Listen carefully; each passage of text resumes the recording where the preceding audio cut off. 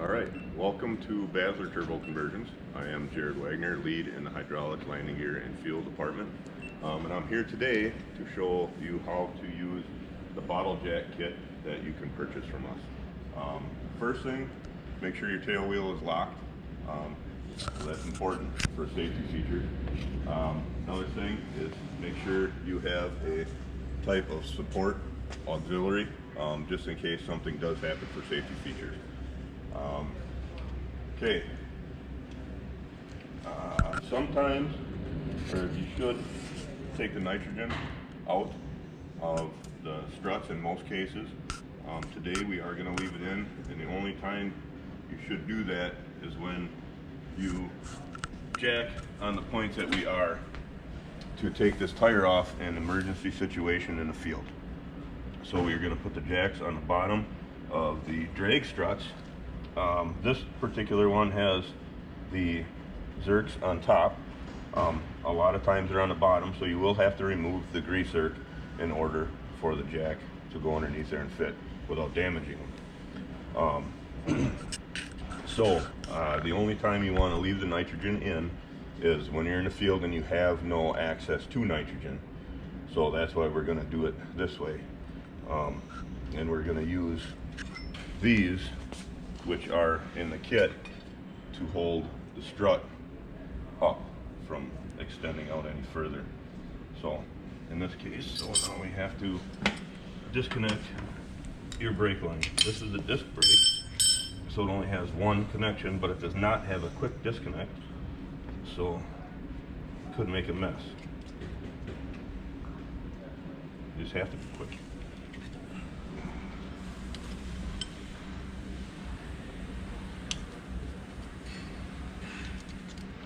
And you will have to bleed the brakes afterwards. If you're changing them, you're going to have to anyway. Okay, so this out of the way.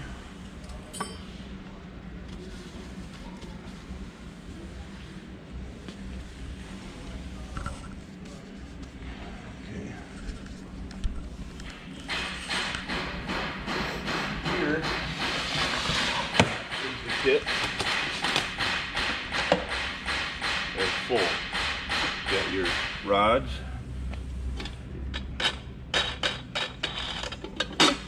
jacks. These are the top part that hooks in the strut. Okay, and there is directions here on how to do it.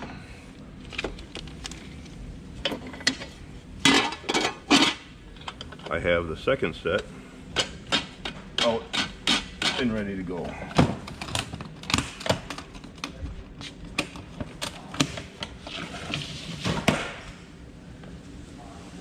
So you're going to want to turn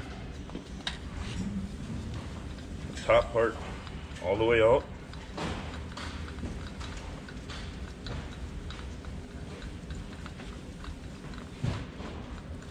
And then back in.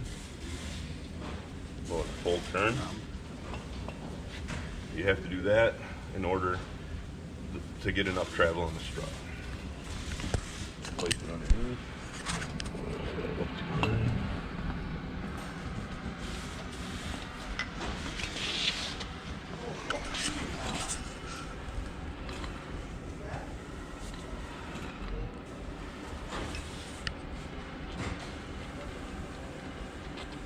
Make sure those are tight. I use the channel locks to make sure they're good and tight. They don't bleed down.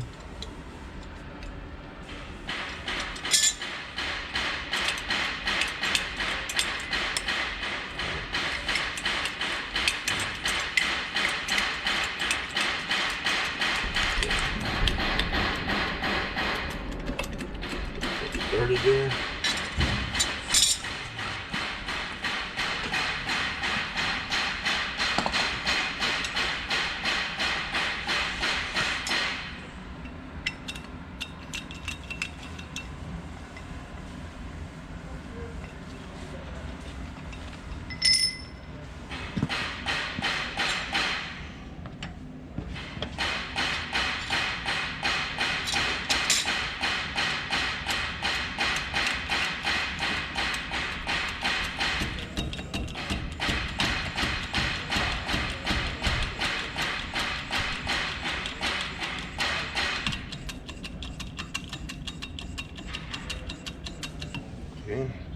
on.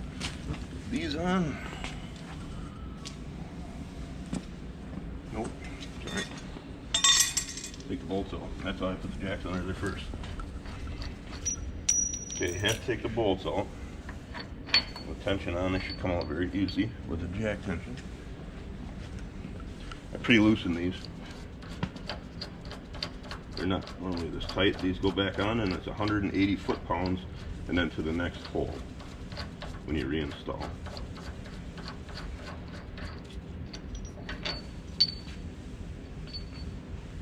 Okay. What works really well for this is an old flap rod. Just twist it a little. Torsion down.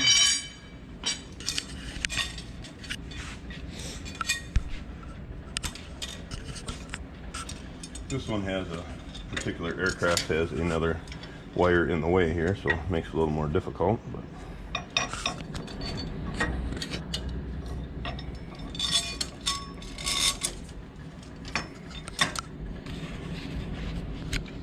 this will go in like this. Make sure you have full penetration through the nut, but you don't want to extend out too far or else you'll have troubles getting the axle out. So then you take the rest of it from the top. Make sure these are engaged all the way.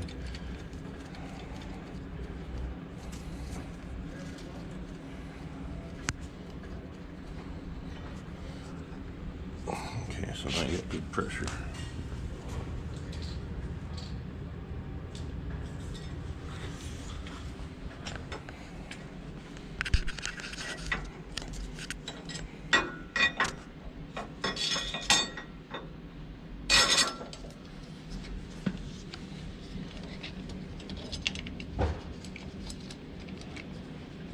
You need at least your 4 inches of chrome showing in order to have the doors, axle doors, open enough to get your axle out.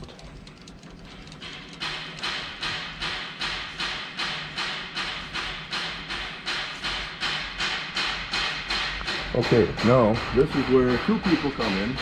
So Dave, Knowlton, and you come in the system case. You want to get on one jack. So we're going to go up. And then as you go up, if you have a stand like we have that's adjustable, you want to adjust it as you go.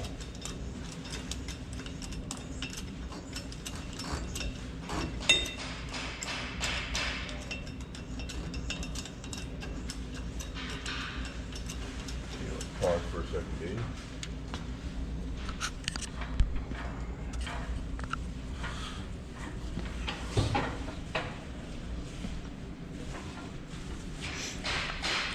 What if you don't have a wing support?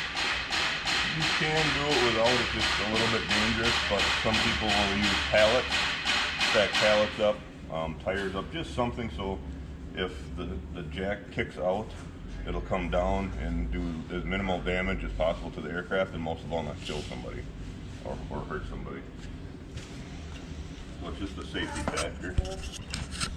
And you don't want to do it in a lot of wind either. We're fortunate enough to be in the hangar right now.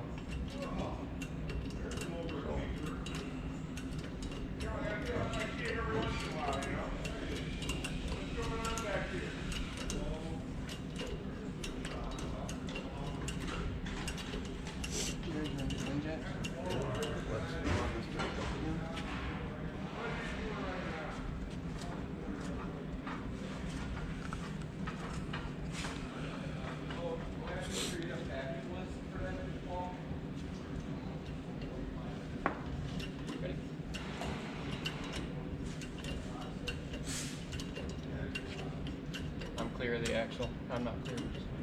Okay, we have to go up. Yep. Enough. A couple more inches.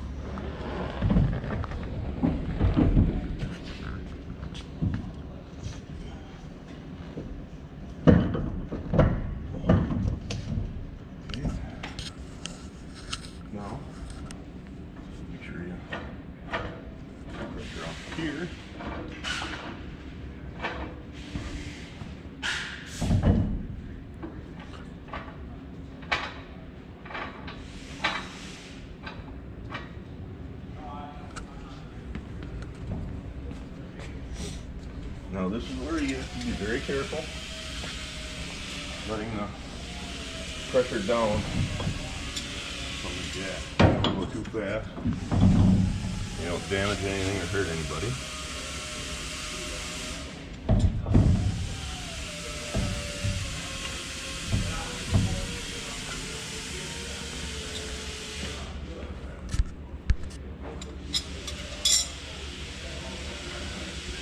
And I got it to where I can come down a little bit. Okay, yep, I'm ready to come down. Coming down.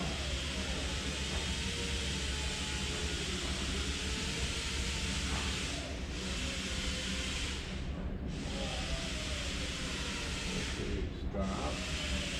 Axle's gonna have to come my way a smidge.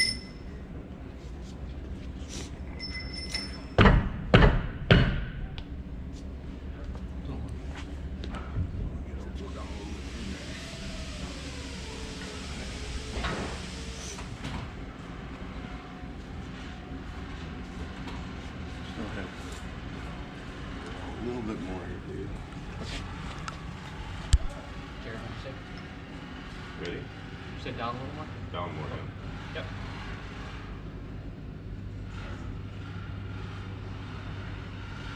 Right there. Going.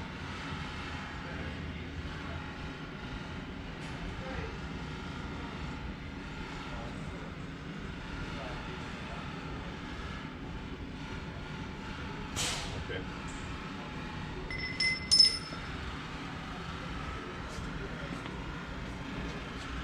You're gonna have to slide that wheel mine. I'll go down a little bit more so we have no pressure on. Alright. Jared, come look at this. You know you got a lot of side Yep. pressure here. Enough. Okay. Yep. We might wear a little. It's tipped. Okay. Back Just making tip. sure you know.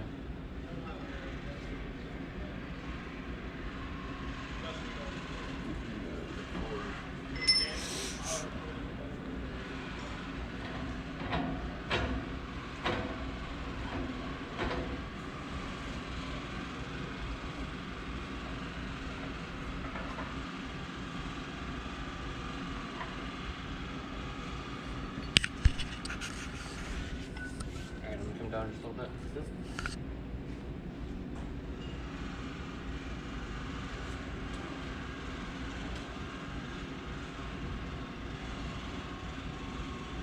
I am step. A little bit.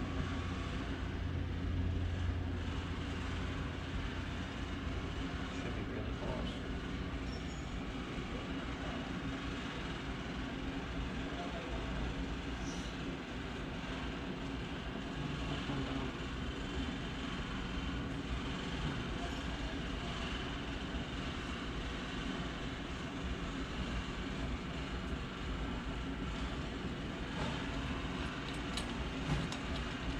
Okay, so we want to keep the jack stabbed underneath here. These out of the way.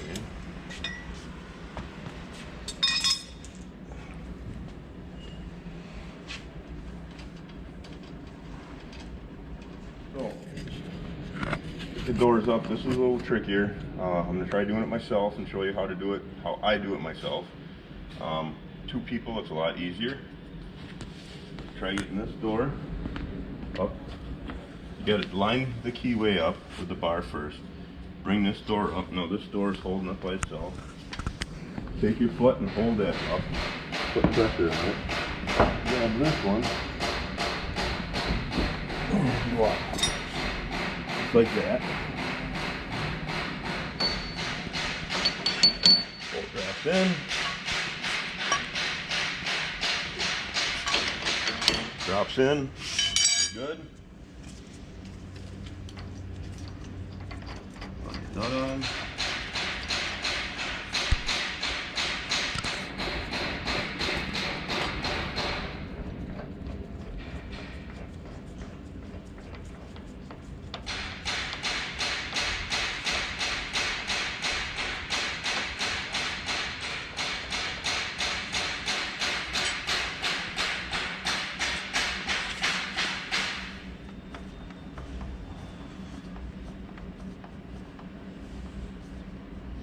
Okay, got these hand tight. We're not going to torque this at this time, but what you would do on a situation in the field like this, you would torque it, if you have a torque wrench, to 180 foot-pounds and then to the next hole. If you don't, probably about as tight as you can get it. But hopefully you do have a torque wrench. That is what the spec is.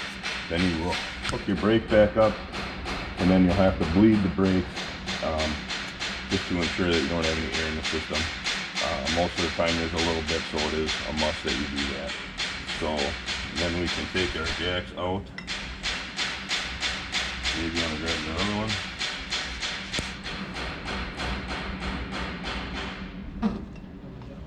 Yep.